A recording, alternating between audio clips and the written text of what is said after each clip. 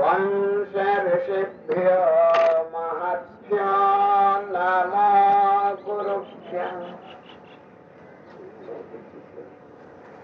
ఓం మంగళం గురుదేవాయ మహనీయ గుణాత్మనే సర్వలోక శరణ్యాయ సాధురూపాయ మంగళం. హరి ఓం.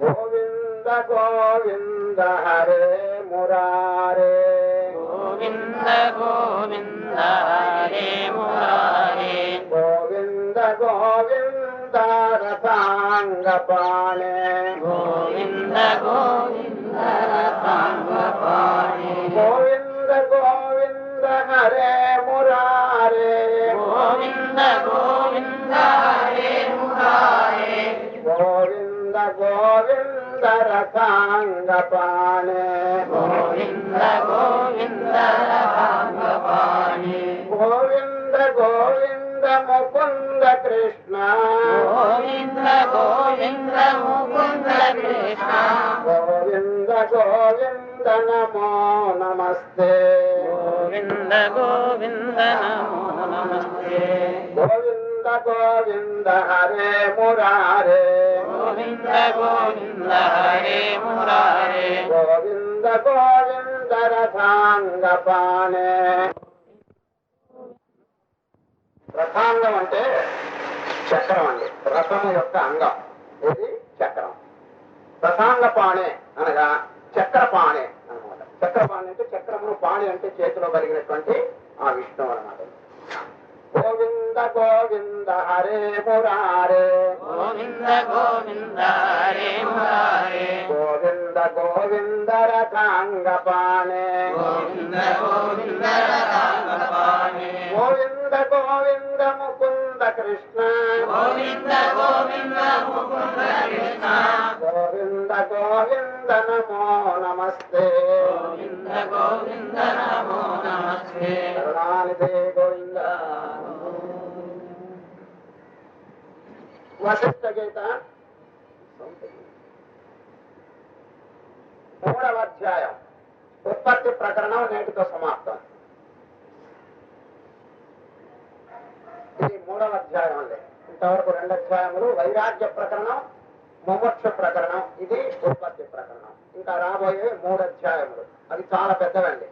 ఉత్పత్తి ప్రకరణం, స్థితి ప్రకరణం, ఉపశమ ప్రకరణం, నిర్వాణ ప్రకరణం, 3 అండి. అన్నిటికంటే చివరిదైనటువంటి నిర్వాణ ప్రకరణం చాలా పెద్దదండి.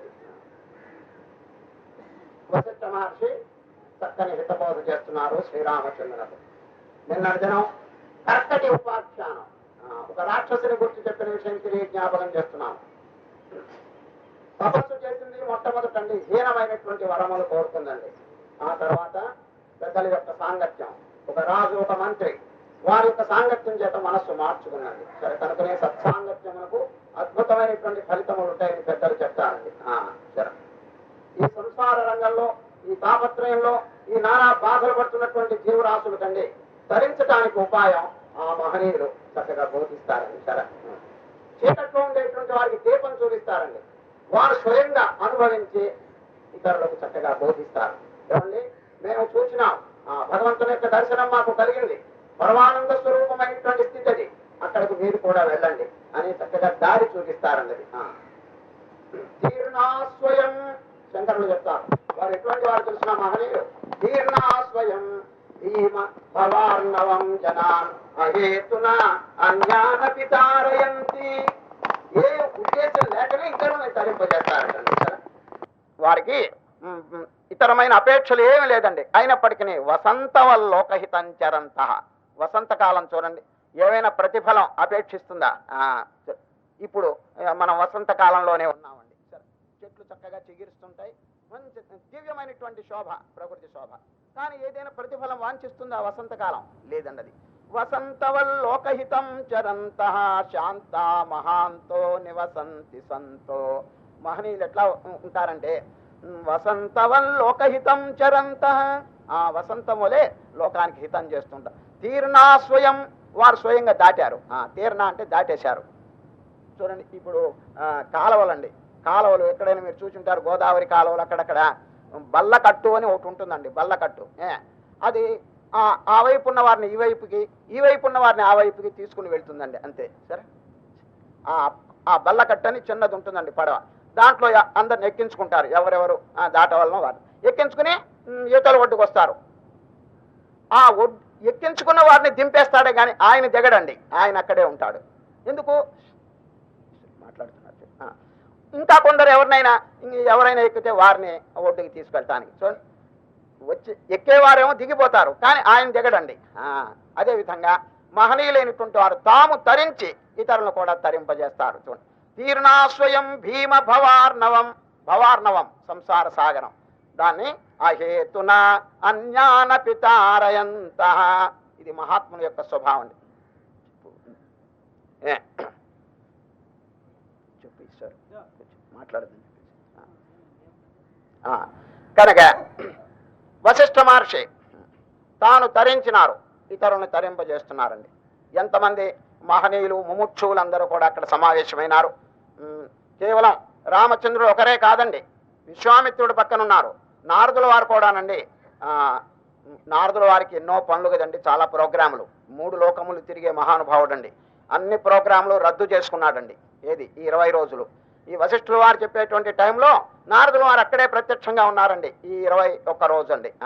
చక్కగా బోధ వింటున్నారు. అనేక మంది ముముక్షువులు, తపస్సంపన్నులు, జిజ్ఞాసువులు, ఇటువంటి అవకాశం మరల దొరుకుతుందా అనేటువంటి భావంతో చూడండి, గాలి ఉన్నప్పుడే తోర్పారబడతారండి. ఆ తోర్పారబట్టడం అన్నమాట ఇది. మహనీయులందరూ ఒక చోట సమావేశమైనారు. అందులో అవతారమూర్తి అయినటువంటి శ్రీరామచంద్రుడు శిష్యుడు, అనుభవజ్ఞుడైనటువంటి వశిష్ఠుల వారండి గురువు అండి. వశిష్ఠులు అంటే సామాన్యులండి, ఎంత అనుభవం కలిగినటువంటి మహనీయుడు అంటే ఆ యోగ వాసిష్టం చదువుతుంటే వారు చెప్పిన ఉపమానములు, వారు చెప్పిన దృష్టాంతములు, ఆఖ్యానములు నిజంగా పరమాశ్చర్యం కలుగుతుందండి. ఎంత త్రికాల జ్ఞానం గలవారో తెలుసండి. భవిష్యత్తులోదంతా ఒక్కసారి చెప్పేస్తారండి. చూడండి, అర్జునోపాఖ్యానం అని చివరికి వస్తుందండి. అర్జునోపాఖ్యానం వశిష్ఠులు వారు రామచంద్రునికి చెప్తున్నారు, రామచంద్ర, ద్వాపర యుగం చివర శ్రీకృష్ణ పరమాత్మ అర్జునుడు అనేటువంటి భక్తునకు భగవద్గీత ఉపదేశం చేస్తారు అని ఈ యోగ వాసిష్టంలో ఉన్నదండి. అర్జునోపాఖ్యానం ఎంత ఆశ్చర్యం. వీరు మాట్లాడుకునేది త్రేతాయుగం. త్రేతాయుగంలో ఉన్నటువంటి ఆ మహనీయుడు భవిష్యత్తులో ద్వాపర యుగం చివర జరగబోయేటువంటి ఆ సంభాషణ చక్కగా దీంట్లో రాశారండి. ఏది యోగ వాసిష్టంలో రామచంద్రునికి చెప్తారు. ఎంత కనుక ఆ వశిష్ఠ మహర్షి త్రికాలజ్ఞుడు అండి.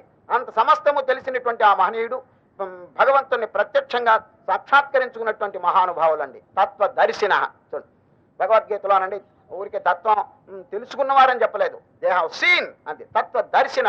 అది చక్కగా అనుభూతం చేసుకున్న మహానుభావులండి. కనుక అటువంటి గొప్ప గురువులు వారు ఉపనిషత్తులో నుండి ఒక వాక్యం ఉంది. ఆ మహర్షులు చూడండి ఎటువంటి వాక్యం చెప్పినారో. శృణ్వంతు విశ్వే అమృతస్య పుత్రా. శృణ్వంతు, let all of you hear. నేను చెప్పేది మీరంతా వినండి. మీరెవరో తెలిసిన అమృతస్య పుత్రా, చిల్డ్రన్ ఆఫ్ ఇమ్మార్టాలిటీ. అది భగవంతుని యొక్క సంతానం మీరంతా. అల్పులు, హీనులు అని చెప్పలేదండి. మీరు కేవలం పరమాత్మ యొక్క సంతానం, చిల్డ్రన్ ఆఫ్ ఇమ్మార్టాలిటీ. అది శాశ్వతమైనటువంటి పరమాత్మ యొక్క సంతానం అని సంబోధిస్తున్నారు. చూడండి, కేవలం దేహ సంబంధమైనటువంటి సంబోధన ఏమీ లేదండి. అది ఏమని చెప్తున్నారు? శృణ్వంతు విశ్వే అమృతస్య పుత్రా ఆయే ధామాని దివ్యాని తస్థు వేదాహమేతం పురుషం మహాంతం ఆదిత్యవర్ణం తమసః పరస్తాత్. వేదాహమేతం, మేము చూచేసినాం, చక్కగా తెలుసుకున్నాం, మీరు కూడా తెలుసుకోండి. దేన్ని? ఆ శాశ్వతమైన పదార్థమును. ఎంత చక్కని హితబోధ చేస్తున్నారు చూడండి. దుఃఖంలో సతమతమై నానా తాపత్రయములు పొందేటువంటి ఓ జనులారా, తాపం పోగొట్టుకోండి, దుఃఖం పోగొట్టుకోండి. దుఃఖరహితమైనటువంటి స్వరూపులు మీరు ఏడ్చేవారు కాదు, కేవలం ఆనంద స్వరూపులు అని హితబోధ చేస్తున్నారండి మహనీయులు. ఇది ఉపనిషత్తులో ఉన్నటువంటిదండి. శృణ్వంతు విశ్వే వేదములో ఉన్నది. అమృతస్య పుత్రాః ఆయే ధామాని దివ్యాని తస్థో వేదాహమేతం పురుషం మహాంతం. ఆ మహత్తరమైనటువంటి పురుషుడు అంటే ఆ స్వరూపాన్ని మేము చూచినాం, మీరు కూడా చూడండి. ఇదని చూడండి, పెద్దలు తాము అనుభవించి తాము ఆనందపడి ఆ ఆనందాన్ని they are distributing to others. తాము పొందినటువంటి ఆనందాన్ని అందరికీ పంచి పెడుతున్నారండి. ఇంతకు మించినటువంటి సేవ, ఇంతకు మించినటువంటి దానం ఇంకోటి ఉన్నదా చెప్పండి? కనుకనే సర్వేషామేవ దానానాం జ్ఞానదానం విశిష్యతే. వారి అన్న గోమహీ వాసస్థిల కాంచన సర్పిషాం సర్వేషామేవ దానానాం జ్ఞానదానం విశిష్యతే. అనేక దానాలు ఉన్నాయండి ప్రపంచంలో, భూదానం, గోదానం, ధనదానం, అనేకమైన. కానీ అన్ని దానముల కంటే జ్ఞానదానం చాలా సుప్రీం, శ్రేష్టమైనది అని చెప్తున్నారు. కారణం ఏమిటి తెలుసండి? కారణం చెప్పమంటారా? ఈ జన్మలో ఏదైనా ఉపకారం జరుగుతుంది అన్ని దానముల వల్ల కదండి. జన్మ జన్మాంతరం కూడా ఉపకారం కలుగుతుంది జ్ఞానదానం చేత. ఇక మరలా పుట్టడం, చావటం, ఈ సంసార చక్రంలో తగులుకోవటం, ఈ బాధ వాళ్ళకు ఉండదండి. సరే, ఎప్పుడు జ్ఞానం పొందితే. కారణం జ్ఞానాగ్ని దగ్ధ కర్మాణం. అనేక జన్మార్జితమైనటువంటి సంచిత కర్మ ఉన్న చూడండి, దగ్ధం అయిపోతుందండి. దేనివల్ల? ఈ జ్ఞానం అనేటువంటి నిప్పురవ్వ వల్ల. కాబట్టి ప్రతి జన్మలో వాడికి కలిగేటువంటి దుఃఖం అంతా కూడా సమసిపోతుంది కదా. ఏదో ఇప్పుడు చేసే దానాల వల్ల ఈ జన్మలో ఏదో కొంత ఉపకారం కలగచ్చు. కానీ జ్ఞానదానం యొక్క విశేషం ఏమిటంటే శాశ్వతంగా ఉపకారం కలిగి జన్మ జన్మాంతరం ఇంకా దుఃఖం అనేది లేకుండా చేస్తుందండి అది. కనుకనే చక్కగా ఈ జ్ఞానముని జీవితంలో పొందటం మానవుని యొక్క లక్ష్యం అదండి. చక్కగా ఈ జ్ఞానమును పొందటం, చేతనైనంత వరకు ఒకరికి ఈ జ్ఞానమును ప్రదానం చేయటం. ఇంతకు మించినటువంటి ఇంకోటి లేదండి. ఇది ఆనందమైన విషయం. ఇప్పుడు వశిష్ఠులు వారండి మహర్షుల్లో మహోన్నతమైనటువంటి స్థానం ఆక్రమించుకున్నటువంటి మహానుభావుడు. ఇప్పుడు కూడా యజ్ఞం, ఏదన్నా యజ్ఞం చేస్తే వశిష్ఠ స్థానం. వశిష్ఠ స్థానం అంటే అన్నిటికంటే చాలా గొప్ప స్థానం అండి అది. వశిష్ఠ స్థానం. అటు ఆ పేరు చూడండి, ఆ వశిష్ఠుల యొక్క పేరే ఆ గొప్ప స్థానానికి ఒక కళ ఇచ్చేసిందండి అది, వశిష్ఠ స్థానం అని చెప్పేసి.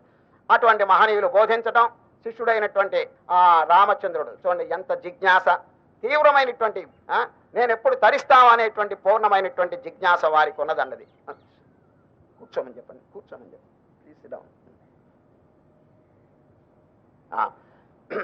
ఈ రామచంద్రుని యొక్క జిజ్ఞాస మీరు మొట్టమొదట వైరాగ్య ప్రకరణలో మీరు వినుంటారండి.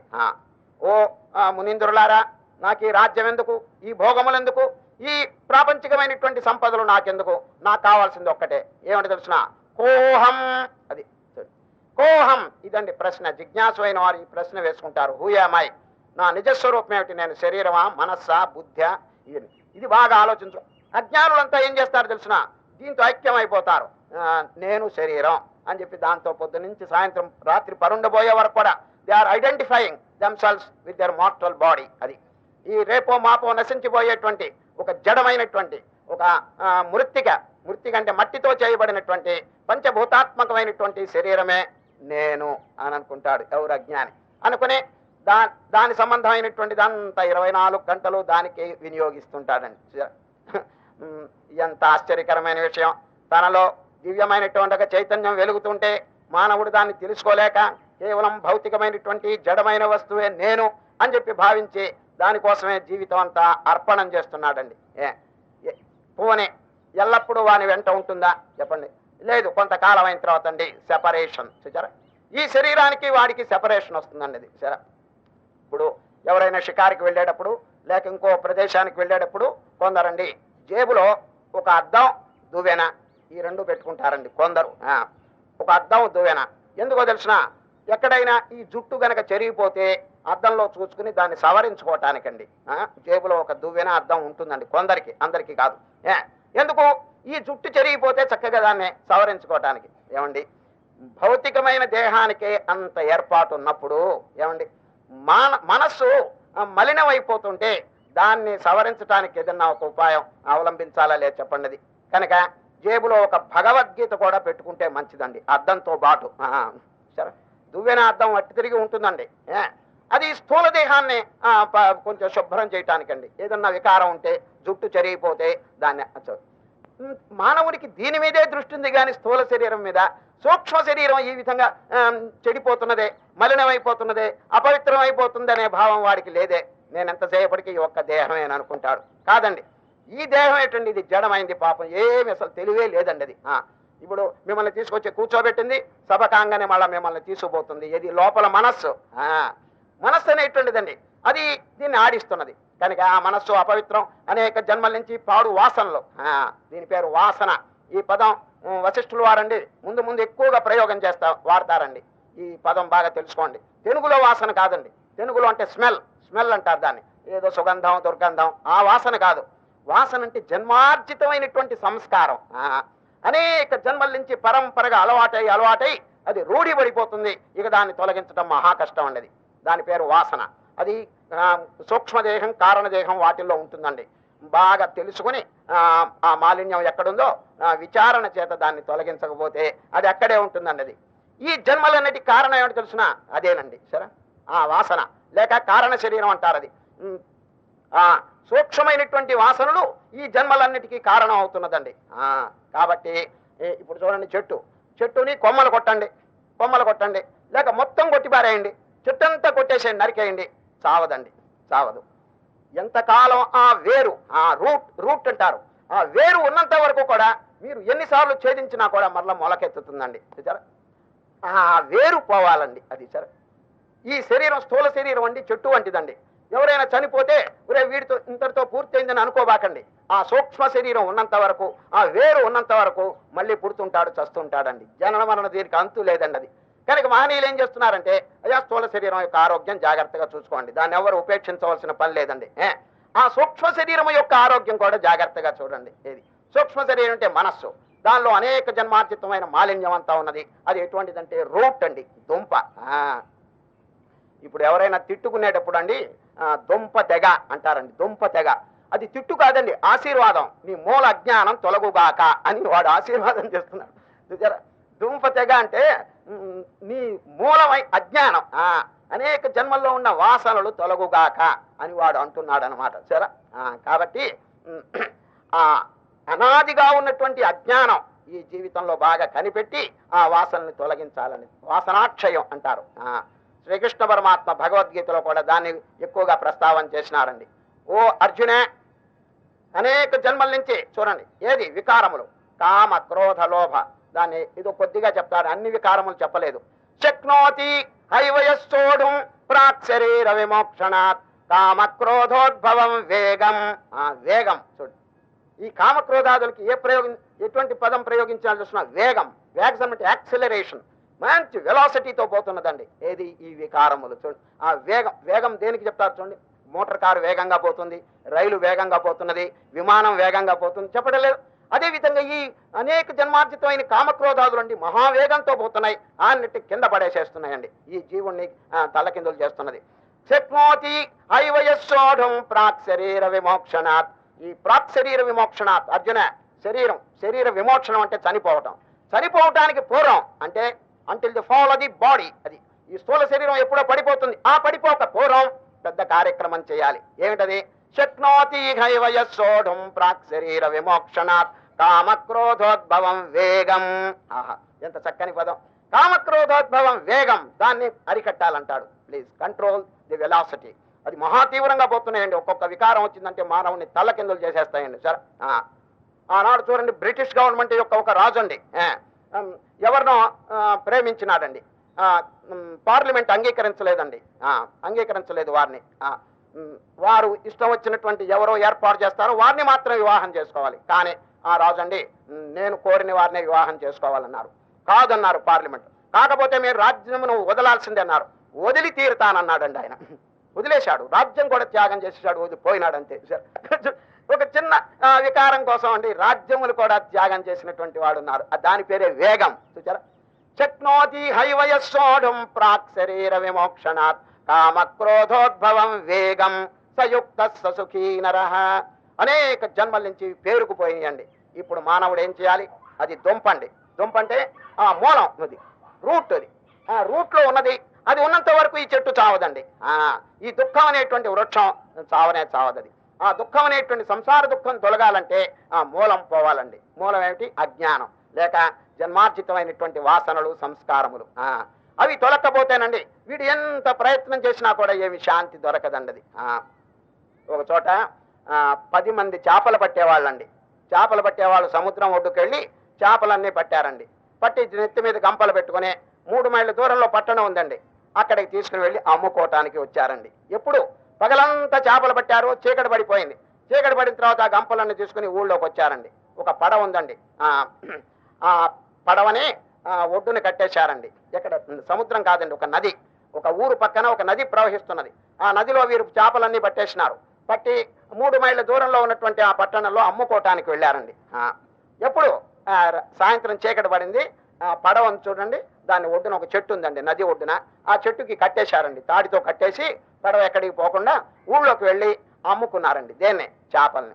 అమ్ముకున్న తర్వాత మళ్ళీ తిరిగి అప్పటికి చీకటి పడిపోయింది. ఏమండి, ఈ అమ్ముకున్నటువంటి డబ్బుతో ఏదో కుటుంబ పోషణ చేసుకోకూడదు? లేదండి, వాళ్ళకి ఏదో పాడు వ్యసనాలు ఉన్నాయి. ఏది? తాగుడు. ఈ శుభ్రంగా కళ్ళు తాగేశారండి ఈ డబ్బుతో.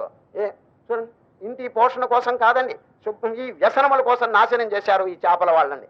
బాగా డ్రింక్ వేశారండి, తప్ప తాగారు. ఇక చూడండి, రాత్రి చీకట్లో ఒకళ్ళ మీద ఒకళ్ళు పడుతూ పాటలు పాడుకుంటూ నెమ్మదిగా మళ్ళా నది ఒడ్డుకు వచ్చారు. అప్పటికి బాగా అంధకారం వ్యాపించిపోయిందండి. పడవలో కూర్చున్నారండి, 10 మంది పడవలో కూర్చున్నారు. వారి ఊరు ఎక్కడో తెలిసిన అవతల ఒడ్డులో ఉన్నదండి, నదికి అవతల ఒడ్డు. ఇక చూడండి, చెట్లు తిప్పుతున్నారండి, బ్రహ్మాండంగా చెట్లు. రాత్రంతా పాటలు పాడుకుంటూ చెట్లు తిప్పుతున్నారు. కానీ కైపులో నుండి ఒక పొరపాటు చేశారు. ఏమిటంటే, ఆ చెట్టుకు కట్టిన తాడు ఓడదేయలేదండి, ఓడదేయలేదు. ఆ తాడు అట్లాగే కట్టున్నది. వీళ్ళంతా కైపులో నుండి రాత్రంతా తిప్పుతూనే ఉన్నారండి చెట్లు. తెల్లవారిపోయిందండి, పడవ ఊరు చేరిందా అని చూచారు. నారాయణ, ఎక్కడున్నది అక్కడే ఉన్నదండి. ఎట్లా కదులుతుంది చెప్పండి? తాడు ఓడదేయలేదండి అది. అట్లా ఉంటుంది అది. ఈ జన్మార్జితమైనటువంటి వాసనలు గనక తొలకపోతే మానవుడు ఎన్ని పూజలన్నా చేయండి, ఎన్ని ఆరాధనలు, ఎన్ని తీర్థయాత్రలు, ఎన్ని రామకోటి రాసినప్పటికీ వారి హృదయంలో పవిత్రత ఇంకా ప్రవేశించదండి. ఎప్పుడు ఈ తాడు ఊడదేయాలండి. లంగరు ఒడ్డు కట్టేసినారు, ఆ తాడు ఊడదేయిపోతే పడవ కదులుతుందా చెప్పండి? జన్మార్జితమైనటువంటి వాసనలు ఇటు లాగుతున్నాయండి. అందుచేత వీడు ఎన్ని పుణ్యకార్యములు చేసినా ఉపయోగం లేకుండా ఉంది. కనుక పెద్దలు ఏం చెప్తున్నారంటే, నాయన మీరు పుణ్యకార్యములు చక్కగా చెయ్యండి, కానీ మీ హృదయం ఏ విధంగా ఉందో పరీక్షించండి. అది దాంట్లో గనక మాలిన్యం, దోషములు, అపవిత్రత ఇది కనుకుంటే మీరు ఎన్ని చేసినప్పటికీ ఏమైనా ప్రయోజనం ఉంటుందా చెప్పండి? మొట్టమొదట దుంప తొలగించాలి, ఊరికి కొమ్మలు కొడితే లాభం లేదు అని పెద్దలు చెప్తున్నారు. దీని పేరు వాసనాక్షయం. ఇప్పుడు కాదండి, నిర్వాణ ప్రకరణం ఆ ప్రాంతంలో చక్కగా వశిష్ఠులు వారు బోధ చేస్తారు వాసనాక్షయమును గురించి. కానీ ప్రతిరోజు నుండి మీరు ధ్యానము, జపము అంతా పూర్తయిన తర్వాత ఒక్కసారి ఇంట్రాస్పెక్షన్, ఆత్మ పరిశోధన. నా మనస్సు ఏ స్థితిలో ఉంది, ఏదైనా దోషాలు ఉన్నాయా, అపవిత్రత ఉందా అని చెప్పి బాగా ఆలోచించి వివేకం చేత దాన్ని తొలగించాలి. వేరే దారి లేదండి. డిస్క్రిమినేషన్ అంటారు. డిస్క్రిమినేషన్ అంటే ఏంటి? వివేకము, నిత్యానిత్య వివేకము, ఆత్మానాత్మ వివేకము అని దాని చేత చక్కగా తొలగించాలని. సరే, ఇప్పుడు అంత్యకాలంలో యమధర్మరాజు వచ్చి ఏం ప్రశ్న చేస్తారు? నాయన, ఏమైనా పుణ్యమును సంపాదించినారా, భగవంతుని చింతన చేసినారా? ఈ విషయం అడుగుతారండి. అది ఎవరు? యమధర్మరాజు. అప్పుడు ఏం ప్రత్యుత్తరం చెప్తారు చెప్పండి? జీవితం అంతా ఒక్కసారి కూడా భగవన్నామస్మరణ చేయకపోతే, పరోపకారం చేయకపోతే, ఏదైనా పుణ్యకార్యం చేయకపోతే ఆ అంత్యకాలంలో ఆ పరీక్ష చూడండి, పరీక్షా సమయం. ఆ పరీక్షా సమయంలో ప్రశ్నలకు ఏం జవాబు చెప్తారు చెప్పండి? అది కనుక బాగా విచారించి ఈ నెగటివ్ అట్మాస్ఫియర్ కంప్లీట్ గా తొలగించాలండి. ఏది? అసుర ప్రభుత్వం అంటారు. చూడండి, అసుర ప్రభుత్వం. ఇప్పుడు భారతదేశం కొద్ది సంవత్సరాల కిందట ఎట్లా ఉన్నది చెప్పండి? ఎట్లా ఉన్నది? బానిసత్వం. ఆ పరప్రభువులు వచ్చి ఎక్కడో వేల మైళ్ళ దూరంలో ఉన్నటువంటి ఆ బ్రిటిష్ వాళ్ళు వచ్చి మేమే రాజులం అని చెప్పి వీళ్ళందరినీ కూడా గుప్పెట్లో పెట్టుకున్నారండి, ఆడిస్తున్నారు. They have become made them slaves. కేవలం బానిసలుగా చేసి వీళ్ళలో కొందరు మేలుకున్నారండి. ఒరివరే, మన స్వరాజ్యం, మన రాజ్యం, వీళ్ళు వచ్చి పరప్రభుత్వాలు ఎందుకు ఆక్రమించుకున్నారు? మనకేం తెలివి లేదా, మనకేం శక్తి లేదా అని చెప్పి చక్కగా కాంగ్రెస్ మూమెంట్ ఇవన్నీ బయలుదేరి, గాంధీ మహాత్ముడు, తిలక్ ఇటువంటి వారంతా బయలుదేరి ఆఖరికి త్యాగములు చేసి లాఠీ దెబ్బలు తిని జైళ్ళకి వెళ్ళి ఆఖరికండి క్విట్ అన్నారంతే. ప్లీజ్ క్విట్ అవర్ ల్యాండ్, మా దేశమును వదిలిపెట్టండి అంటే ఆఖరికి వదిలేశారని. చూచారు, స్వరాజ్యం వచ్చింది. అది అదేవిధంగా అనేక జన్మల నుంచి పరప్రభుత్వం చూడండి హృదయంలో వచ్చి పీఠం వేసేసిందండి. ఏది? అసుర ప్రభుత్వం. ఏమిటి ఆ ప్రభుత్వం మీరు అడగచ్చు. శ్రీకృష్ణ పరమాత్మ 16వ అధ్యాయంలో చెప్తారు, దంభో దర్పోభిమానశ్చ క్రోధ పారుష్యమేవ చ అజ్ఞానం చాభిజాతస్య పార్థ సంపదమాసురీం. అది ఆసురీం. దాన్ని బాగా విచారించి మహనీయుల యొక్క ప్రబోధం చేత, తమ యొక్క అనుష్ఠానం చేత, సాధన చేత ఏమైనా మార్పు వచ్చిందా అని ప్రతిరోజు పరీక్షిస్తూ ఉండాలండి. ఇది చాలా ముఖ్యం. ఊరికి జపాలు చేసి పూర్తి చేయటం కాదు, రామకోటి రాయటం కాదు, తీర్థయాత్రలు చేయటం కాదు, ఇవన్నీ మంచివే, కానీ నాట్ సఫిషియంట్. అది చాలదండి. హృదయ పరిశోధన. అది you must make some progress. అది ఈ రోజు కంటే రేపు, ఈ సంవత్సరం కంటే వచ్చే సంవత్సరం, ఈ విధంగా ఏదైనా ప్రోగ్రెస్ అంటే ఉన్నతి కలిగిందా లేదా చూసుకోవాలండి. అది ఒక ఊళ్ళోనండి ఒక వర్తకుడు ఉన్నాడండి. ఆ వర్తకుడు ఆ ఊరు రాజు ఉన్నాడండి. అక్కడికి వెళ్ళాడండి. వెళ్ళి, రాజుగారు, నిన్న రాత్రి నాకు ఒక సంకల్పం కలిగింది. ఏమిటంటే, నా ఆస్తి అంతా రాజుగారికి రాసి ఇవ్వాలనే అభిప్రాయం కలిగింది, అందువరకు వచ్చాను, నా ఆస్తి అంతా మీకు రాసేస్తాను అన్నాడండి.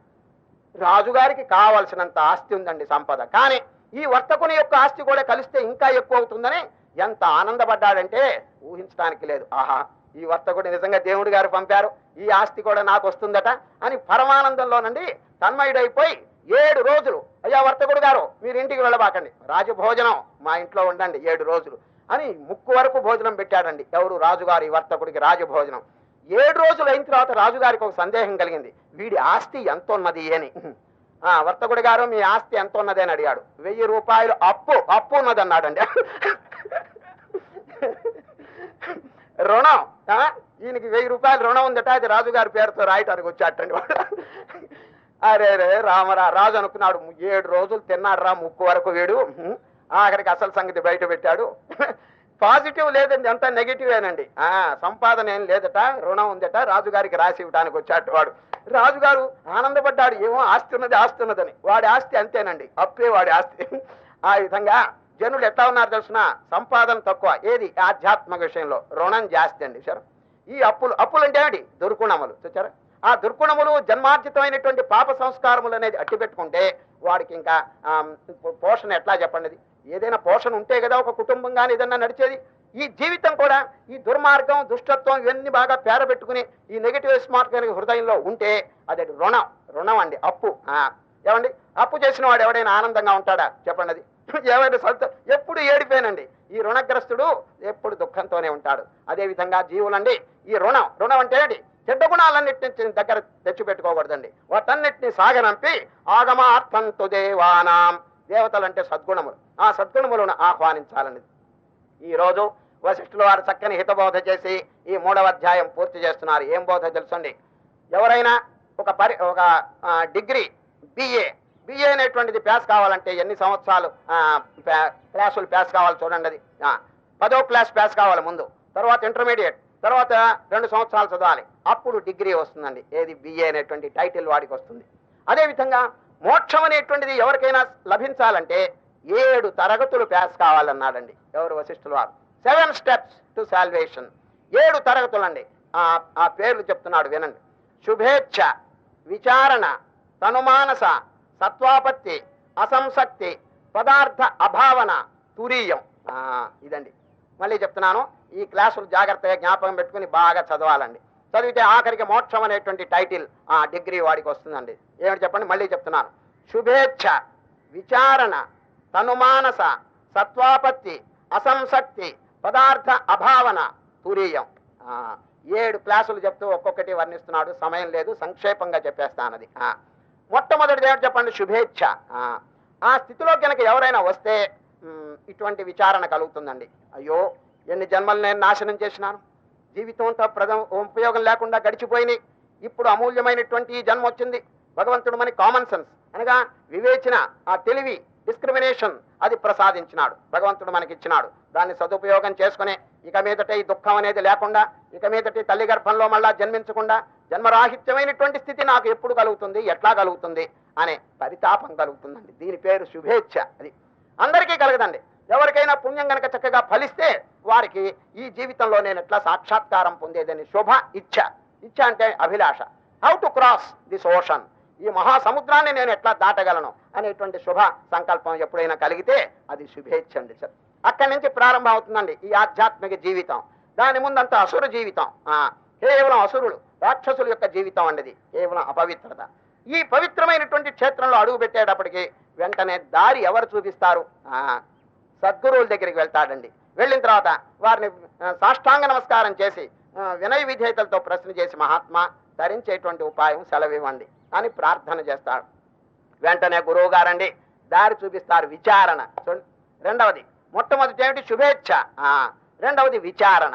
ఆ సద్గురువు దగ్గర అండి విచారణ వస్తుంది, ఏది నిత్యము ఏది అనిత్యం అని చెప్పి వారు చక్కగా ప్రబోధం చేస్తారు. వీరండి దాన్ని చక్కగా శ్రద్ధతో విశ్వాసంతో దాన్ని ఆలకించాలండి. పెద్దల దగ్గరికి వెళ్ళినప్పుడు అండి అహంకారం ఉండకూడదండి.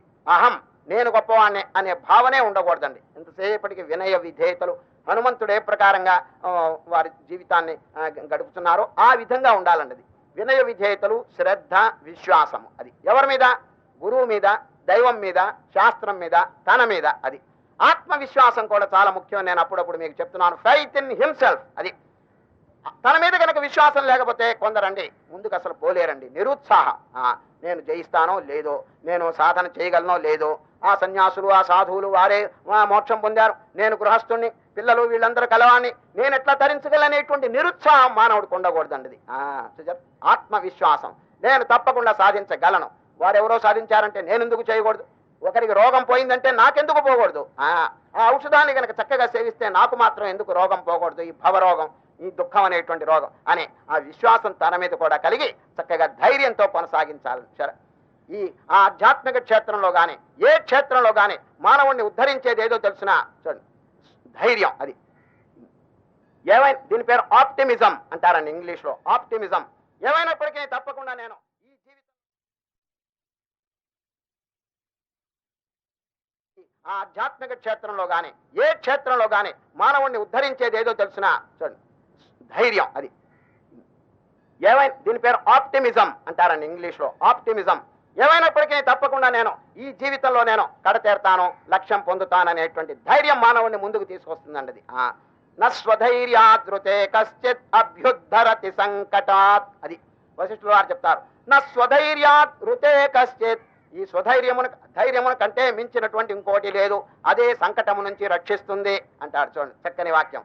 నస్వధైర్యాదృతే కశ్చిత్ అభ్యుద్ధరతి సంకటాత్. అది ఆ ధైర్యంతో ముందు కొనసాగాలన్నది. పిరికి పందలు, నిరుత్సాహపరులు, సోమరులు ఎప్పుడు కూడా మోక్షం పొందలేరన్నది. నాయమాత్మ బలహీనేన లభ్య, the atman cannot be attained by the weak అన్నాడు ఇక్కడ ఉపనిషత్తుల్లో, ముండకోపనిషత్తు అండి. దుర్బలుని చేత, నిరుత్సాహుల చేత, సోమరుల చేత, బద్ధకం గల వారి చేత ఎప్పుడు మోక్షం పొందబడదండి. సరే, బాగా విద్యార్థి చూడండి, మొదటి నుంచి బాగా చదివితే ఇప్పుడు ఎగ్జామినేషన్ జరుగుతున్నాయి, అందరూ ఊపిరి తిరగకుండా చదువుతున్నారండి. సరే, ఆ విధంగా చదివితేనే ఆ డిగ్రీ సామాన్యమైనటువంటి ప్రాపంచిక ఒక డిగ్రీ వస్తున్నది కదా, క్లాస్ పాస్ అయినాడు అనేటువంటిది. ఇక ఆధ్యాత్మిక క్షేత్రంలో ఎంత జాగ్రత్తగా, ఎంత శ్రద్ధతో వాడు చదవాలి చెప్పండి ఈ పాఠములన్నీ. సరే, ఏమిటి పాఠములు? సత్యము, అహింస, దయ, పరోపకారం, కరుణ, ఇవేనండి పాఠాలు. ఈ పాఠాలు ఒక్కొక్కటి చదవాలని ఎంత టైం పడుతుందండి అవి బాగా జీర్ణం కావాలంటే.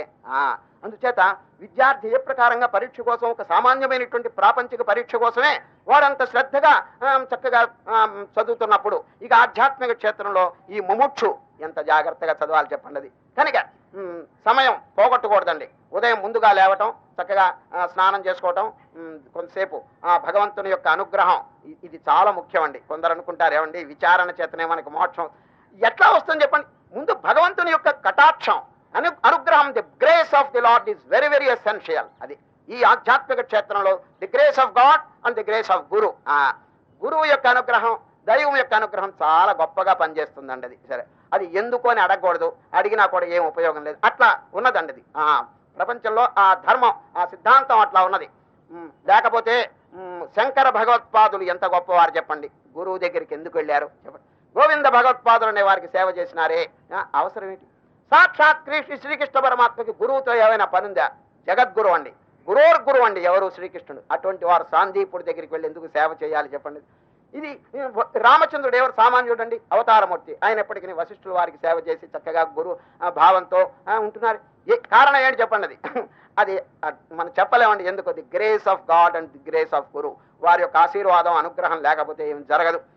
ఇప్పుడు చూడండి మన సంఘంలోనండి గ్రేడ్స్ ఎట్లా ఉన్నాయో తెలిసిన. మొట్టమొదటి బ్రహ్మచారి చూడండి, బ్రహ్మచారి, తర్వాత గృహస్థుడు, తర్వాత వానప్రస్థుడు. చూడండి, వానప్రస్థత్వం అంటే కొన్ని నియమాలతో ఉంటుందండి. అది గృహస్థం వలె కంట్రోల్ లేకుండా కాదండి. అక్కడ వానప్రస్థంలో నుండి కొన్ని నియమాలు ఇవన్నీ ఉంటాయండి. అది చూసారా, బ్రహ్మచారి, గృహస్థుడు, వానప్రస్థుడు, సన్యాసి. సన్యాసి అనేది అన్నిటికంటే ఈ సొసైటీలోనండి హైయెస్ట్ పొజిషన్.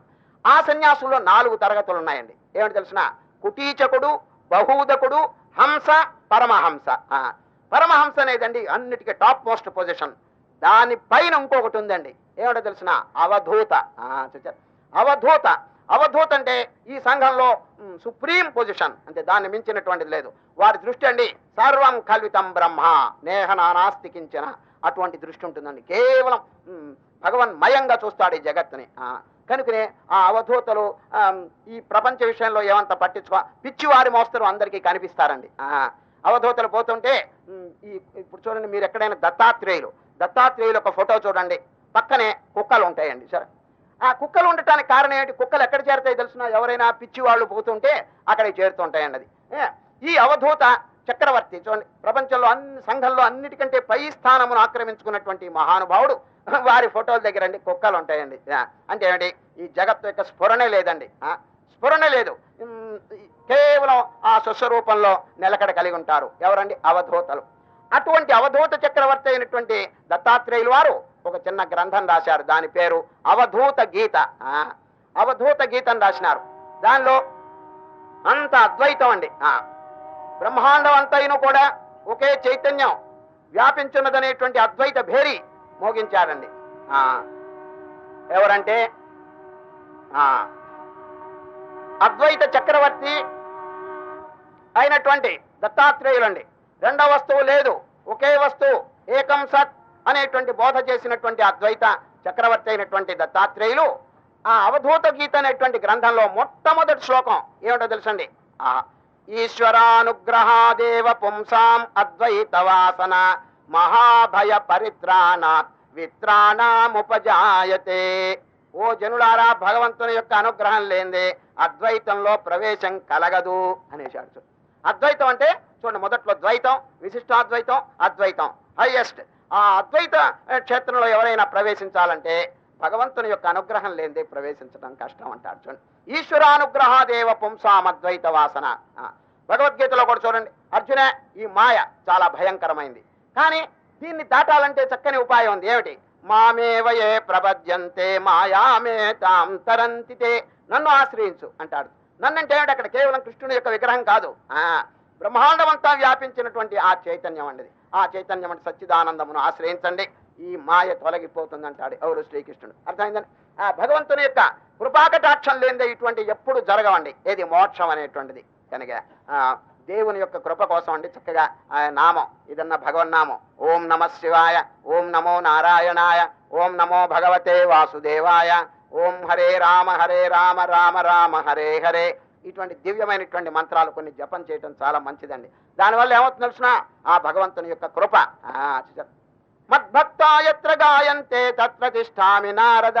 నా భక్తులు ఎక్కడ సంకీర్తన చేస్తున్నారు, నామస్మరణ చేస్తున్నారు, నన్ను చింతన చేస్తున్నారు, అక్కడొచ్చి నేను కాపరం ఉంటానంటాడు ఎవరు? విష్ణు భగవానుడు. కనుక కేవలం వేదాంత విచారణ మంచిదే కానీ చాలదండి.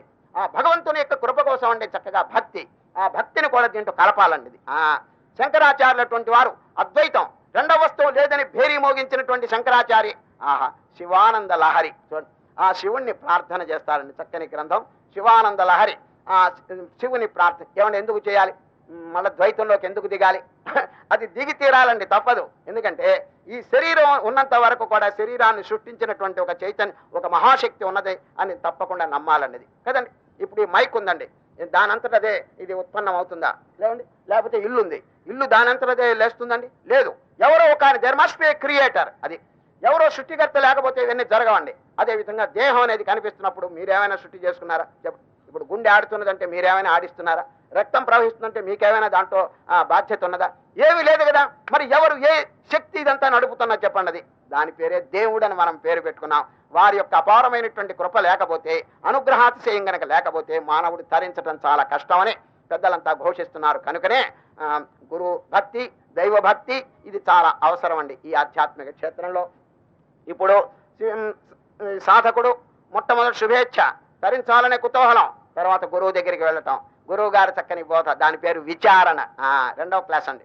శుభేచ్ఛ, విచారణ, ఏది సత్యము ఏది అసత్యము ఇదండి తెలుసుకోవడం, దీని పేరు విచారణ. అజ్ఞానులు ఏం చేస్తున్నారు తెలిసిన? అసారం. మొట్టమొదట్లో ఈ అసారమైన దాన్నే గ్రహిస్తూ కూర్చున్నారండి. సారం అనే దాన్ని మర్చిపోయినారు. అసలు తెలియదండి వారికి. ఈ ప్రపంచంలో సారభూతమైనటువంటి ఒక వస్తువు ఉన్నదని వారికి తెలియదు. ఎవరు? భగవంతుడు. ఇదిగో ఈ నామరూపములు, ఈ జడమైనటువంటి వస్తువు, ఈ అసారమైన దాన్ని పట్టుకుని యావత్ జీవితం దీన్ని పట్టుకుని వేలాడుతున్నాడండి. ఏమండి, అంత్యకాలం వచ్చేప్పుడు ఏమైనా సహాయం చేస్తున్నదా చెప్పండి? ఇది ఎక్కడెక్కడ సెపరేట్ అయిపోతున్నాయండి. తాను ఇంతవరకు కష్టపడి సంపాదించినటువంటి భవనములు కానీ, ఆస్తులు కానీ, లేక బంధువులు కానీ, వీరందరూ కూడా సెపరేషన్. వెంట ఏమొస్తుంది చెప్పండి? తాను చేసిన పుణ్యం, తాను చేసిన పాపం, ఈ రెండు కూడా పరలోకానికి వెళుతుంటే మానవుడు ఏమైనా ముందుగా ఆలోచిస్తున్నాడా? వెంట వచ్చే వస్తువు ఏమిటి, సారభూతమైనటువంటి వస్తువు ఏమిటి అని ఏమి చింతన చేయటం లేక ఈ అసారంలోనే గడిపివేస్తున్నాడండి. ఇది మేము చిన్న కాలం అండి చదువుకున్నటువంటి కాలేజీలో ఒక హాస్టల్ ఉందండి. హాస్టల్ అక్కడ మేము విద్యార్థులు అంతా ఉంటున్నాం. మా రూమ్ పక్క రూమ్ ఇద్దరు విద్యార్థులు, డబుల్ రూమ్స్ ఉండేది, ఇద్దరు విద్యార్థులు ఉంటారు. ఆ ఇద్దరు విద్యార్థులు ఒకనాడు ఏం చేసినారంటే ఒక పోటీ పెట్టుకున్నారండి. ఏమిటో తెలిసిన 4 అరటిపళ్ళు ఎవరు ముందుగా తింటారో 4 అరటిపళ్ళు ముందుగా తినేయాలి. నువ్వు ముందుగా తింటావా, నేను ముందుగా తింటానా? ఏమిటి ఊరికే లోపల గుజ్జు తింటాం కాదు, తొక్కుతో కూడా తినాలండి. ఆ స్టూడెంట్స్ ఈ పోటీ పెట్టుకున్నారండి. ఏది 4 అరటిపళ్ళు ఎవరు ముందు తింటారు, గెలిచిన వాడికి 10 రూపాయలు బహుమానం. ఇక చూడండి, వాళ్ళిద్దరు వీడు ఒక 10 వాడు ఒక 10 ముందుగా డిపాజిట్ పెట్టారు. జడ్జెస్ వచ్చారండి, ఏది న్యాయ నిర్ణేతలు, వాళ్ళంతా కూర్చున్నారు. మేము కూడా ఏం జరుగుతుందా అని అక్కడ వచ్చి కూర్చున్నామండి. ఇక చూడండి, వాళ్ళిద్దరు పోటీ. 4 అరటిపళ్ళు వీడి తెచ్చుకున్నాడు, 4 అరటిపళ్ళు వీడి తెచ్చుకున్నాడు. అక్కడ జడ్జి అండి 1 2 3 అన్నాడండి. 1 2 వెంటనే మొదలు పెట్టారు. ఈ వైపు వాడు ఏం చేశాడు తెలుసండి, తొక్కుతో కూడా తినాలి, ఇది కదా పరీక్ష. తొక్కు అనేది అసారం కదా, దరిద్రం, దాంతో కూడా తినటం ఏం బాగుంటుంది అని 4 అరటిపళ్ళు ఒలిచి 4 గుజ్జులు తిన్నాడండి వీడు. ముందుగా ఆ తొక్కులు అక్కడ బారేశాడు, తినలేదండి. వీడేం చేసినారంటే ఎడతెరిగి తొక్కు కూడా తినాలి కాబట్టి కష్టమైంది కనుక ముందు తినేస్తే గుజ్జు అనేది ఆనందంగా తినొచ్చని ఈ 4 తొక్కులు ఊడదీసి ముందు తొక్కులు తిన్నాడండి వీడు. వీడేమో గుజ్జులు తినేశాడు, వీడు తొక్కులు తిన్నాడు. ఇద్దరికి కడుపు నిండిపోయిందండి, ఇద్దరికి కడుపు నిండిపోయింది. ఇద్దరు చెప్పారు, మేము ఇంకా ఈ పందెం కొనసాగించాం, నేను ఓడిపోయినాను, నేడు. ఇద్దరు ఓడిపోయినారండి. తోలుతో కూడా ఇద్దరు తినలేదు. కానీ బట్ హూ ఈజ్ ఫార్చునేట్, ఎవడు అదృష్టవంతుడు చెప్పండి. వీడు లక్షణంగా గుజ్జులు తినేశాడు, వీడు ఆరోగ్యంగా ఉన్నాడండి. వీడు 4 తొక్కులు తిని డాక్టర్ దగ్గరికి పరిగెత్తాడండి వీడు. చూచారా, అసారమైంది ముందు తిన్నాడండి వీడు సారమైంది ముందు తినేశాడు. చూచారా, ఈ ప్రపంచంలో 2 ఉన్నాయండి, సారం అసారం. అజ్ఞానం ఏం చేస్తున్నాడంటే నశించిపోయి నశ్వరమై క్షణికమైనటువంటి అసార వస్తువులను గ్రహించుకుని జీవితం అంతా దాంతోనే కాలక్షేపం చేస్తున్నాడు. వాడండి డాక్టర్ దగ్గరికి వెళ్ళవలసిన వాడేనండి. సార్, వాడికి రోగం వస్తుందండి. ఎందుకంటే అసార వస్తువు మానవుడిని కాపాడుతుందా చెప్పండి? ఒక నదిలో కొట్టుకుపోతుంటే ఎవరండి కాపాడేది? ఒడ్డు. ఆ ఒడ్డును పట్టుకుంటే వాడి ప్రాణం కాపాడుతుంది, అంతేగాని కొట్టుకుపోయే వస్తువులు పట్టుకుంటే దాంతో పాటే కొట్టుకుపోతాడు. ఈ సంసార ప్రవాహంలో అన్ని వస్తువులు కాలగర్భంలో కొట్టుకుని పోతున్నాయి. మానవుడు ఏం చేస్తున్నాడు? వాటిని పట్టుకుంటున్నాడే గాని ఒడ్డు అంటే ఏమిటి చెప్పండి? భగవంతుడు. వారి పాదములు ఆశ్రయించాలి.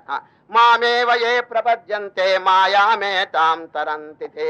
అది నన్ను గనక ఆశ్రయించుకుంటే ఈ మాయను అవలీలుగా దాటవచ్చని శ్రీకృష్ణ పరమాత్మ అర్జునుడికి చెప్తారు.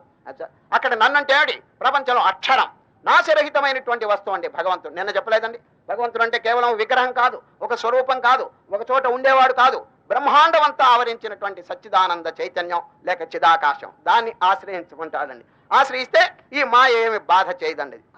ఈ విధంగా టైం లేదు, ఇక 7 త్వరగా చెప్పేస్తాను. శుభేచ్ఛ, విచారణ. మూడవది ఏమిటి తెలిసిన? తనుమానస. తను అంటే తెలిసిన సూక్ష్మం. ఈ మనస్సు అండి, కఠినంగా ఉన్నటువంటి మనస్సు కరిగిపోతుందండి. ఈ విచారణ చేత, సాధనల చేత, అనుష్ఠానం చేత సూక్ష్మం అయిపోతుంది. చూడండి, ఇదివరకు రజోగుణం, తమోగుణం ఉన్నటువంటి మనస్సు సత్వగుణానికి మారిపోతుందండి. దాని పేరు తను. తను అంటే సటిల్ మైండ్. అది ఆ మనస్సు అండి సూక్ష్మం అయిపోతుంది, దాని పేరు తనుమానస. మనస్సు అండి చెప్పినట్టు అది లొంగుతూ ఉంటుందండి. ఇదివరకు అజ్ఞాన స్థితిలో అది లొంగదండి. ఇంద్రియములు కానీ మనస్సు కానీ మనం చెప్పినట్టు ఒప్పుకోదండి, అది తిరగబడుతుంది. కానీ ఈ సాధన గనక చక్కగా పరిపక్వం అయితే ఇక అది మనస్సు చెప్పిన మాట వింటుందండి. సరే, ఈ దుర్గుణములు ఇవన్నీ కూడానండి మొదట్లో మానవుని బాధ చేస్తాయి. కొంత విచారణ గనక చేస్తే ఈ దుర్గుణములు మానవుని బాధ చేయలేవండి. ఎందుకంటే వాటి పైన కంట్రోల్ పెట్టుకుంటాడు వీడు. అది ఓ కోపమా రా చూస్తాం అంటాడండి. చూడండి, అజ్ఞానులు అండి కోపం వస్తే దాన్ని గమనించరండి, దాంతో ఐక్యం అయిపోతారు. చూడండి, ఎవరికైనా కోపం వచ్చింది అనుకోండి, ఒళ్ళంతా ఎర్రబడిపోతుందండి. చూడండి, ఒళ్ళంతా ఎర్రబడిపోతుంది, రాక్షసుడు వలె తయారవుతాడండి. ఎందుకు? ఆ కోపంతో ఐక్యం అయిపోతాడు వాడు. మహాత్ములకి ఎప్పుడైనా కోపం వచ్చిందంటే వాళ్ళు ఏం చేస్తారు తెలిసిన? ఓ కోపమా వస్తున్నావా రా అని చెప్పి వారు ముందుగా సాక్షిగా చూస్తుంటారు. అదేమి ఇంకా బాధ చేయదండి, అది పలాయనం చిత్తగిస్తుందండి. అది మహాత్ముల దగ్గరికి అది రాదు. ఎందుకు? They are seeing it as a witness. అది సాక్షిగా చూస్తే ఏమండి, ఇప్పుడు దొంగ మీ ఇంట్లో ప్రవేశిస్తుంటే మీరు మేలుకుని చూచారండి, వాడు లోపలికి వస్తాడా చెప్పండి? లేదు, నెమ్మదిగా బయటికి వెళ్ళిపోతాడు. మనం చూస్తే చాలండి, వికారములు మన బాధ చేయవు, తొలగిపోతాయండి. అజ్ఞానం చేస్తాడు, వాటిని చూడడు. అందుచేత దాంతో ఐక్యం అయిపోతారు ఈ వికారములతో అండి. సరిగా కోపము, కామము, లోభము ఇవన్నీ కూడా అటువంటివేనండి. కొంచెం అజాగ్రత్తగా ఉన్నారా ఇవన్నీ వచ్చి మీద పడతాయి.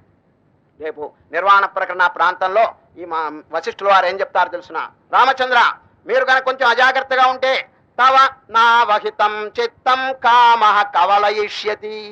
కవళం అంటే ఏమిటండి? ముద్దను ఎట్లా తినేస్తారో ఆ విధంగా కామం అనేది మింగేస్తుంది, జాగ్రత్త అంటాడు. చూడండి, ఈ వికారములు మింగేస్తాయి మీరు కనుక కొంచెం అజాగ్రత్తగా ఉంటే అంటారు. తవ నావహితం అంటే అజాగ్రత్తగా ఉంటే కామ కవలయిష్యతి సావధానస్య బుద్ధస్య పిశాచ కింకరిష్యతి. మీరు కనుక జాగ్రత్తగా ఉంటే వికారములేమీ చేయలేవు అంటాడు. అందుచేత బాగా పరీక్షించి ఈ కోపతాపాలు ఇవన్నీ కూడా ఎప్పుడైనా కనుక వస్తుంటే ఓ జాగ్రత్త, ఓ వికారములారా నాలో ప్రవేశిస్తున్నారా, ఓ దొంగలారా జాగ్రత్త అని కనుక వీడు చూచాడా ఇక పారిపోతాయండి. తాకల వాడు ఉతికేటువంటి నీళ్లు ఉన్నాయి చూడండి, మురికి నీళ్లు ఈ పైన ఈ పండితుల మీద పడిందండి. పాపం ఈ చాకలవాడు చూడలేదండి, ఆయన ఎవరో మహానుభావుడు పైన కూర్చుని జపం చేస్తున్నాడు అనే విషయం వాడికి తెలియకుండా మామూలుగా ఉతుకుతున్నాడు. ఒక చుక్క మురికి నీరు ఆయన నెత్తి మీద పడిందండి, ఆయన ఒంటి మీద. వెంటనే ఆ పండితుడు అండి కళ్ళు తెరిచి చూచాడు, ఏమిటిది చినుకులు పడ్డాయి బిందువులు. చూస్తే కింద చాకలివాడండి గుడ్డలు ఉతుకుతున్నాడు. రామ నేనెవరు, చాకలి వాడెవరు, వాడి మురికి నీరు వచ్చి నా మీద పడిందే, ఇది అన్యాయం కదా అని చెప్పి ఆ జపం పూర్తి మానేశాడండి. జపం మానేసి మూడవ కన్ను తెరిచాడండి. మూడవ కన్ను తెరవటం అంటే ఏమిటి? రుద్రాకారం వహించాడనమాట. ఇక కోపం ముదిరిపోయింది. దిగాడండి. చాకలి ఎవర్రా నువ్వు, నేనెవరు, నా జాతి ఏమిటి, నీ జాతి ఏమిటి, నువ్వు ఈ విధంగా నా మీద మురికి నీళ్లు చల్లొచ్చునా? స్వామి క్షమించండి, మీరు అక్కడ ఉన్నారు నేను చూడలేదు, నిజంగా చూచుంటే దూరంగా పోయి నేను ఉతుక్కునేవాడిని, మీ మీద నీళ్లు పోయాలని నాకు ఉంటుందా? అట్లా ఎప్పుడు లేదు, ఏదో పొరపాటు జరిగింది క్షమించండి అని పాపం వినయంగా వేడుకున్నాడండి. నేను చూడలేదు, ఈ పని ఏదో అది అకస్మాత్తుగా జరిగిపోయింది అని అన్నాడండి. ఎవరు? ఈ చాకలి. ఎక్కడండి ఈయనకి ఏమైనా శాంతం కలుగుతుందా? కోపం అనేది కళ్ళుండి. ఆ కళ్ళు తాగితే ఏ ప్రకారంగా మానవుడు కైపులో చేయరాని పనులన్నీ చేస్తాడో ఆ విధంగానే ఈ వికారములు కనుక కలిగితే మానవుడండి ఎందుకు పనికి రాకుండా నాశనం అయిపోతాడండి. ఈ పండితుడు చూడండి, గొప్ప వంశం, గొప్ప జాతి అయినప్పటికీ కూడా ఆ కళ్ళు తాగేసినాడు. ఏది? కోపం అనేటువంటి కళ్ళు. భగవద్గీతలో చెప్పలేదండి, కోపం గనక ముదిరితే ఏమవుతుందో తెలిసిన 2వ అధ్యాయంలో చక్కగా బోధిస్తారండి. ఇది ధ్యాయతో విషయాన్ పుంసః సంగస్తేషూపజాయతే సంగాత్ సంజాయతే కామః కామాత్ క్రోధోభిజాయతే క్రోధాత్ భవతి సమ్మోహః. అది కోపం గనక ముదిరితే సమ్మోహం అంటే మైకం. చూడండి, మైకం అంటే ఏమిటి? కైపు వచ్చేస్తుందండి. ఎదురుగుండా ఉన్నవాడు ఎవడో కూడా తెలియదు, తల్లి గాని తండ్రి గాని అందరినీ కొట్టిపారేస్తాడండి. కారణం ఈ కైపులో పడిపోతాడు. క్రోధాత్ భవతి సమ్మోహ సమ్మోహ స్మృతి విభ్రమ, జ్ఞాపక శక్తి తగ్గిపోతుంది. స్మృతి భ్రంశాత్ బుద్ధినాశాత్ ప్రణశ్యతే, గోతులో పడతాడు ఆఖరికి. ఎంత చక్కగా సాంఖ్యయోగంలో శ్రీకృష్ణ పరమాత్మ స్థిత ప్రజ్ఞ లక్షణంలో చెప్తారండి. ఇది కనుక ఈ కోపం అనేది కళ్ళు వంటిది. ఈయన చూడండి, పండితుడుగా ఉండి అన్ని శాస్త్రములు చదివి ఆ పైన కూర్చుని ఆఖరికి కోపానికి లోబడ్డాడు. లోబడేటప్పటికి అది కళ్ళు తాగినట్టుగా మైకం తగిలి వాడితో ఏం మాట్లాడాలి చూసిన దుర్భాషణలు. చూడండి, మాట్లాడినటువంటి ఆ పాడు వాక్యాలన్నీ వాడితో చాకల్ని తిట్టేశాడండి. ఎవరు? ఈ పండితుడు. తిట్టి ఆ కోపంలో తన్మయుడైపోయి తెలియక ఒక దెబ్బ కొట్టాడండి. ఎవరిని? చాకల్ని ఒక దెబ్బ కొట్టాడు వీపు మీద. కొట్టంగానే వెంటనే ఈ పండితుడికి వరే చాకలోని తాకేశాను, నేను మడిగట్టుకున్నాను, చాకలవాడిని తాకేశా, అపవిత్రుని అయిపోయినాను, రామరామ ఎంత పొరపాటు అయిపోయిందని చెరువులో ఒక మూలకు వెళ్ళి స్నానం చేస్తున్నాడండి. అపవిత్రుడైతే స్నానం చేయరండి, ఏదో ఏదైనా తాకితే స్నానం చేస్తారండి మడిగట్టుకున్న వాళ్ళు. ఈ పండితుడు నేను మడిగట్టుకునే జపం చేసుకున్నాను, వీడిని తాకేశాను, అనవసరం, వీడు చాకలవాడు, నీచి జాతి, అల్పజాతి అని ఆ పక్కకి వెళ్ళి స్నానం చేస్తున్నాడండి. ఎవరు? ఈ పండితుడు. ఈ చాకలు ఏం చేశాడు తెలిసిన? చెరువుకి ఇంకొక మూలగా వెళ్ళి అక్కడ స్నానం చేస్తున్నాడండి. ఎవరు? చాకలివాడు. ఈ పండితుడికి ఆశ్చర్యం కలిగింది. నేను స్నానం చేయటంలో అర్థం ఉంది, వాడెందుకు స్నానం చేస్తున్నాడు చాకలివాడు అని. ఆ స్నానం అంతా అయిన తర్వాత చాకలి దగ్గరికి వెళ్ళి, చాకలి నేను స్నానం చేశాను ఎందుకంటే నిన్ను తాకాను కాబట్టి. నువ్వెందుకు స్నానం చేశావు? నిన్ను తాకాను కాబట్టి చేస్తున్నాను. నేనంత అపవిత్రున్నా? స్వామి మీరు పవిత్రులే, మీ తోలు పవిత్రం, మీ చర్మం పవిత్రం, మీ జాతి పవిత్రం, కానీ కోపం అనే చండాలుడు మీలో చేరాడు, వాడిని నేను తాకేశాను, అందుచేత అపవిత్రుని అయిపోయినాను. చూడండి ఎంత చక్కని బోధ చేసినాడు. మీ హృదయంలో ఈ చండాలుడు ఒకటి చేరిపోయినాడు. ఎవడంటే కోపం అని ఆయన. వాడిని తాకేటప్పటికి నేను అపవిత్రుని అయిపోయినాను, అందువల్ల నేను స్నానం చేస్తున్నానని చెప్పంగానే ఈ పండితుడు తెప్పరించుకున్నాడు. ఒరే ఎటువంటి పాఠం బోధించాడు. నేను పొద్దస్తమాన జపాలు ధ్యానాలు చేస్తున్నాను, నా కోపం ఏమి తగ్గలేదు, ఈ వికారములు తగ్గకపోతే ఈ ధ్యానాల వల్ల ఏం ప్రయోజనం, ఈ జపాల వల్ల అని ఇక మీదట నిర్ణయం చేసుకున్నాడు. హృదయం పవిత్రంగా ఉండవలను. ఈ కామక్రోధాదులు ఇటువంటి హృదయంలో ప్రవేశించిన ఆ మానవుడిని ఈ విధంగా పడగొట్టేస్తున్నాయి. ఇప్పుడు కోపం నన్ను ఎట్లా పడగొట్టిందో చూడండి అని చెప్పి చక్కగా జీవితం మార్చుకున్నాడండి. ఈ చాకలవాడు ఎంత చక్కని హితబోధ చేశాడు. జనులారా, మీ వంశం గొప్పది, మీ ఇతరమైన మీ శరీరం చాలా పవిత్రం, ఏం లాభం? విభూతులు పెట్టారు, రుద్రాక్షమాల వేశారు, ఆ లోపల చండాలుడు, ఆ లోపల కోపం అనేవాడికి ఎందుకు ఆశ్రయం ఇచ్చారు మీరు? కనుక వికారములు వచ్చి రాకపోవడమే కొంచెం జాగ్రత్తగా ఉండటం అనేది నేర్చుకోవాలన్నది. దీని పేరు తను మానస. అది ఎప్పుడు ఈ వికారములన్నీ కూడా తగ్గిపోయినాయో తను మనసు చాలా సూక్ష్మం అయిపోతుందండి. సరే, శుభేచ్ఛ, విచారణ, తను మానస. ఇక నాలుగవదండి సత్వాపత్తి. సత్వాపత్తి అంటే సత్వగుణం అండి. సరే, 3 గుణాలు ఉంటాయండి, తమో గుణం, రజోగుణం, సత్వగుణం. ఆ సత్వగుణం చక్కగా సత్వం యొక్క లక్షణం ఏమిటి చెప్పండి? అది శాంతము, శమదమాదులు, ఇంద్రియ నిగ్రహం, పరోపకారం, ఇటువంటి చక్కని గుణాలన్నీ దాంట్లో ప్రవేశిస్తాయి సత్వగుణంలోనండి. సత్వాపత్తి. ఇక అసంశక్తి. అసంశక్తి అంటే నాన్ అటాచ్మెంట్. ప్రపంచంలో వ్యవహరిస్తూ ఉంటాడే కానీ తగులుకోడండి. తామరాకు మీద నీటి బిందు ఎట్లా ఉంటుందో, జనక మహారాజు ఎట్లా రాజ్యం పరిపాలించాడో ఆ విధంగా వ్యవహారం చేసుకుంటాడు. ఆ స్థితిలో దాని పేరు అన్అటాచ్మెంట్, అసంశక్తి. ఆరవదండి పదార్థ అభావన. అది ఇంకా సాధన గనక తీవ్రమైతే ఈ ప్రపంచ వస్తువులు వాడు దాని మీద దృష్టి ఉండదండి. ఎప్పుడు ఆ నిర్వికల్ప సమాధి ఆ స్థితిలోనే బాగా ప్రాక్టీస్ చేస్తుంటాడు. దీని పేరు పదార్థ అభావన. ఇవి ఎదురుగుండా ఉన్నప్పటికీ కూడా వాడికి గోచరించవండి. ఎట్లా? స్వప్నం. రాత్రి కళలో ఉండేటువంటి వస్తువులు ఉన్నప్పటికీ అవి నిజమని చెప్పి మేలుకున్న తర్వాత ఎట్లా వాడు ఒప్పుకోడో, అదేవిధంగా ప్రపంచం ఎదురుగుండా కనిపిస్తున్న ఇదంతా ఇంద్రియముల యొక్క వ్యవహారం, ఇది కల్పితం, నా స్వరూపం సచ్చిదానంద స్వరూపం శాశ్వతం అని చెప్పి గమనించుకుంటాడు. దీని పేరు పదార్థ అభావన. ఇక 7వదండి తురీయం. తురీయం అంటే సూపర్ కాన్షియస్. అది బాగా మేలుకుని ఆ స్వస్వరూపంలో నిలకడ కలిగి ఉంటాడండి.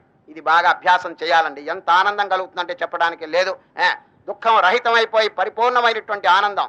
ఎప్పుడైనా గనక ఒక్క క్షణం ఆ స్థితిలో గనుకుంటే నెత్తినున్న బరువు అంతా కూడా పోతుందండి. ఏది? ఈ సంసార తాపాలు అన్ని తొలగిపోతాయి, పరమానందం కలుగుతుంది. మళ్ళీ ఎప్పుడెప్పుడు అటువంటి స్థితి కలుగుతుందా అని చెప్పి వాడు తల్లడెళ్ళిపోతుంటాడండి. ఎట్లా ఉంటుంది తెలిసిన? ఇప్పుడు ఒక దూడకి ఆ పాలు తాగటానికి పంపించండి తల్లి దగ్గరికి. ఏది? గోవు. ఆవుకి పాలు తాగుతుంటుంది దూడ. అప్పుడండి తాగనివ్వరండి. ఆ ఇంట్లో పాలు పిండుకునే వాళ్ళండి అన్ని పాలు దూడకి ఇవ్వరండి. ఏమండి ఇస్తారా చెప్పండి? కొంచెం చేపుతుంది. ఆ తల్లి చేపంగానే పాలు లాగేస్తారండి. సరే, లాగి ఒక కర్ర కట్టేస్తారు, గుంజ కడతారు. ఆ లాగేటప్పుడు దూడ ఏమనుకుంటుంది చెప్పండి? ఆహా, అమృతం తాగుతుంటే వీళ్ళు ఎవరో దౌర్భాగ్యులు నన్ను దూరంగా తీసేస్తున్నారు అని తిట్టుకుంటూ ఉంటుందండి. పాపం చూడండి ఎంత ఆనందం. ఆ తల్లి పాలు తాగుతుంటే వీడు లాగుతుంటాడు. చూచారా? ఆ విధంగా ఎవరైనా బాగా ధ్యానంలో ఉండేవారిని పిలిచి ఏవండి రాండి, మీతో మాట్లాడాలి, భోజనం తినండి, ఈ విధంగా ఎన్ని పలికినా కూడా వారి మనస్సు దాని మీదకి పోదండి. ఎందుకంటే ఆ దూడ తల్లిపాలు తాగుతుంటే ఎంత ఆనందంగా ఉంటుంది, అంత ఆనందంగా ఉంటుంది. ఈ బాహ్యమైనటువంటి విషయముల మీద మనస్సు పోనే పోదండి. సరే, యం లబ్ధ్వాచ అపరం లాభం మన్యతేనాధికం తతః యస్మిన్ స్థితో న దుఃఖేన గురునాపి విచాల్యతే. పరమ లాభమైనటువంటి ఆ స్వరూపం ఎందుకు అనుభవించకూడదని పెద్దలు ప్రశ్నిస్తున్నారు. ఇప్పుడు వశిష్ఠుల వారు చివరిదైనటువంటి భూమిక, దీని పేరు సప్త జ్ఞాన భూమికలండి. 7 అంతస్తులు చెప్పినారు. చివరిదైనటువంటి తురీయం ఈ జీవితంలోనే అనుభవించడానికి ప్రయత్నం చేయాలండి. చక్కగా ఒక్కొక్క సాధన చేసుకుంటూ రాగా ఆ ఫైనల్ అయినటువంటి ఆ తురీయం ఆ అభ్యాసంలోకి వస్తుందండి. దీన్ని చక్కగా అభ్యసించమని ఈరోజు వశిష్ఠుల వారు రామచంద్రునికి చక్కని హితబోధ చేసి ఈ 3వ అధ్యాయం పూర్తి చేసినారు. రేపటి దినం 4వ అధ్యాయం స్థితి ప్రకరణం ప్రారంభం చేస్తాం. ఈ రోజు సాయంత్రం 9వ అధ్యాయం భగవద్గీత రాజవిద్య రాజగుహ్య యోగమును గుర్చిన విచారణ జరుగుతుంది. సమయం అయింది. ఓంకారం జపం చేస్తాం. ఓ